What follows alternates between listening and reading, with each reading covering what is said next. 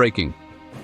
The US-Iran conflict has just entered day 4, and the situation is rapidly expanding across the Middle East with fresh strikes, embassy attacks, evacuation orders, and rising casualties. In today's video, we're bringing you the latest verified updates straight from global news wires.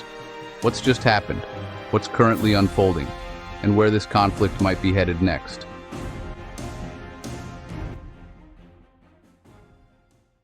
The world is watching as a long, simmering shadow war has erupted into open conflict. In late February, US and Israeli forces launched a massive, coordinated military offensive against Iran. Officially, this was a preemptive defensive operation, a necessary action to neutralize what intelligence reports described as an imminent threat. The stated goals were to dismantle Iran's ballistic missile programs, degrade its nuclear facilities, and disrupt its military command and control infrastructure. The campaign, codenamed Operation Epic Fury, began with overwhelming air and missile strikes. Within the first 48 hours, hundreds of precision-guided munitions struck targets across the country, marking the most significant military action in the region in decades. The operation has already resulted in hundreds of casualties and has irrevocably altered the geopolitical landscape. Iran's response was swift and furious. It unleashed a barrage of retaliatory missile and drone attacks across the Middle East. These strikes weren't just aimed at military targets, they hit US forces stationed in Iraq and the Gulf, targeted key infrastructure of regional partners like the UAE and Bahrain, and deliberately struck at the heart of the global economy, energy infrastructure. In a move that sent shockwaves through global markets, Tehran announced the closure of the Strait of Hormuz. This narrow choke point, through which nearly a fifth of the world's oil supply passes, is now a militarized zone.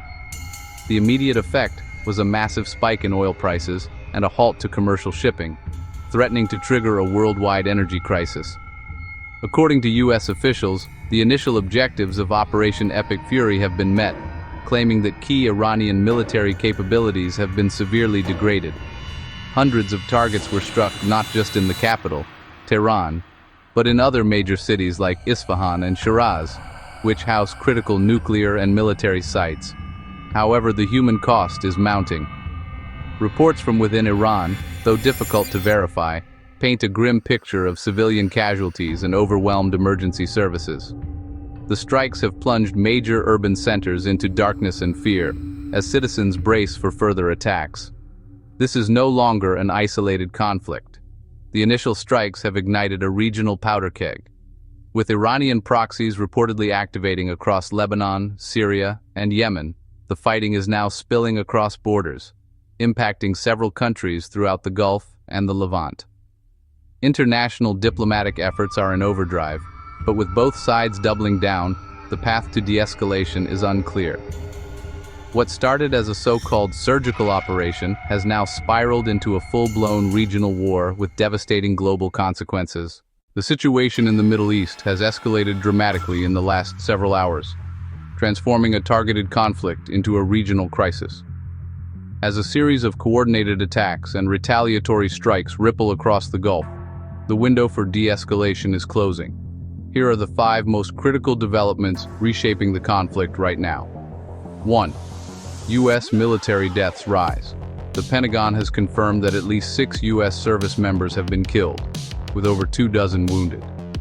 The casualties occurred during retaliatory strikes on US positions in Iraq and Syria, where drone swarms and ballistic missiles overwhelmed defenses. This sharp increase in American casualties is placing immense pressure on Washington, fueling calls for a more decisive response to protect US forces in the region. 2. US embassies under attack. American diplomatic missions have become direct targets. In a brazen assault, Iranian-made drones struck the US embassy compound in Riyadh, Saudi Arabia, causing a significant fire but no casualties. Almost simultaneously, a separate drone attack was intercepted near the US embassy in Kuwait, forcing its immediate closure. These attacks signal a dangerous new strategy, demonstrating a willingness to strike at the heart of American presence in the Gulf. 3. Evacuations and travel chaos. In response, the U.S. State Department has issued mandatory evacuation orders for all non-essential diplomatic staff and their families from multiple Middle Eastern countries, including Bahrain, Qatar, the UAE, and Iraq. The sudden exodus is creating logistical chaos, with military and chartered aircraft scrambling to transport hundreds of American citizens out of the danger zone. This move underscores the administration's assessment that the risk of wider violence is now unacceptably high. 4. Airline disruptions. The security crisis has paralyzed regional air travel. Citing immense risk, Saudi Airlines has extended sweeping flight cancellations across 8 major cities. Other international carriers are following suit, rerouting flights away from the Persian Gulf and creating a de facto no-fly zone over one of the world's busiest air corridors. This disruption is severing vital economic and supply chain links for the entire region. 5. Regional retaliation continues. Iran is making good on its promise to turn the region into a battlefield. A sustained barrage of missile and drone assaults is targeting U.S. bases and allied infrastructure across the Gulf. In the last few hours, explosions were reported over Doha, Qatar, and Manama, Bahrain, likely from air defenses intercepting projectiles. These strikes are now threatening major population centers, bringing the war directly to America's key Arab allies. Taken together, these rapid escalations paint a grim picture. The conflict is no longer a series of contained airstrikes. It has metastasized, spreading throughout the region with alarming speed and threatening to ignite a much wider, more devastating war. Important shifts in the conflict dynamic. Saudi Arabia and Gulf diplomacy. Saudi Arabia recently summoned Iran's ambassador as tensions surged over Iranian attacks in the region, signaling diplomatic rifts intensifying. Lebanon enters the conflict. Israeli forces have executed strikes in southern Lebanon, targeting Hezbollah positions after the group launched rocket and drone attacks, marking an expansion into a new front. Strait of Hormuz still closed. Iran's move to cut off this crucial waterway continues to affect global oil and commerce. B-roll, Gulf map animations, oil tankers, embassy footage. These developments show this is now a regional war, not just a US-Iran dispute. As the conflict enters a critical new phase, leaders on all sides are facing immense international pressure to define their objectives and articulate a path forward. Their public statements, delivered from heavily guarded podiums in Washington, Tel Aviv, and Tehran, are being parsed word for word by allies and adversaries alike, each searching for signs of escalation, de-escalation, or an eventual endgame. The world is listening, and the stakes could not be higher. From the White House, President Trump has projected a message of confidence, maintaining the U.S. is ahead of schedule in its military objectives. However, he has also managed expectations, warning the American public that the conflict could last for weeks, or possibly longer, if required to achieve its goals. More alarmingly for international observers, intelligence reports suggest he hasn't ruled out sending ground troops into Iran. This all options on the table stance is intended to maximize pressure on Tehran, but it also significantly raises the specter of a much larger, more entangled regional war. Echoing this calculated ambiguity, Pentagon officials have stressed they do not see this as an endless war. Yet, when pressed for specifics, they have not defined a clear end date. Military planners state that the timeline remains fluid, as objectives continue to evolve based on Iran's response and the dynamic situation on the ground. This strategic messaging is designed to reassure allies of American commitment while keeping Iran off balance, but it offers little comfort to those fearing a protracted conflict. In Tel Aviv, Israeli Prime Minister Netanyahu has offered a similar sentiment, stating emphatically that this conflict will not take years. However, he cautioned that it could still last some time, even if not indefinitely. His government is framing the operation as a decisive, but not open-ended campaign to neutralize immediate threats. This position seeks to balance domestic pressure for a swift victory with the military reality that dismantling Iran's capabilities is a complex, time-consuming task.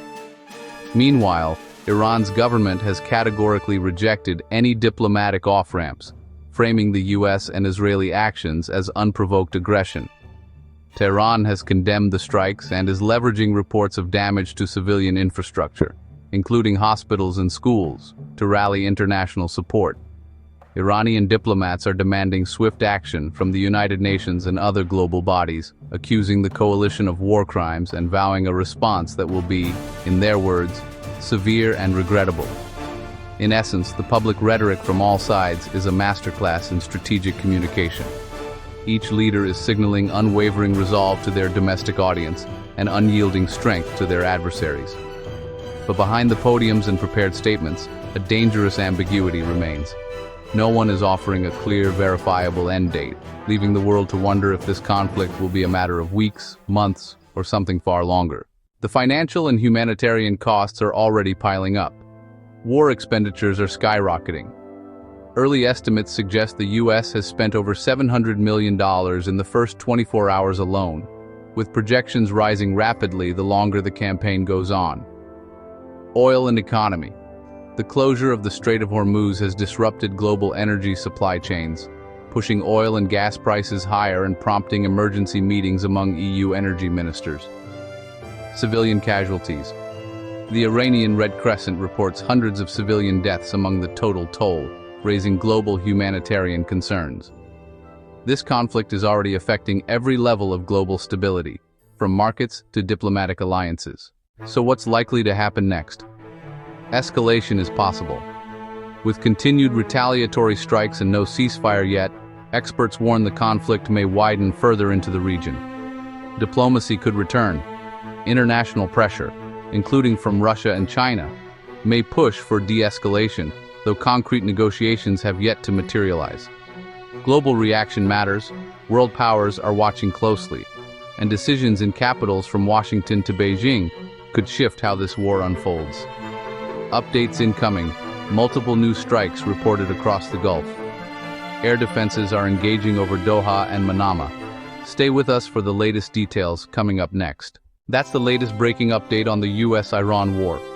If you found this video informative, like, subscribe, and stay tuned, because this story is still evolving by the hour.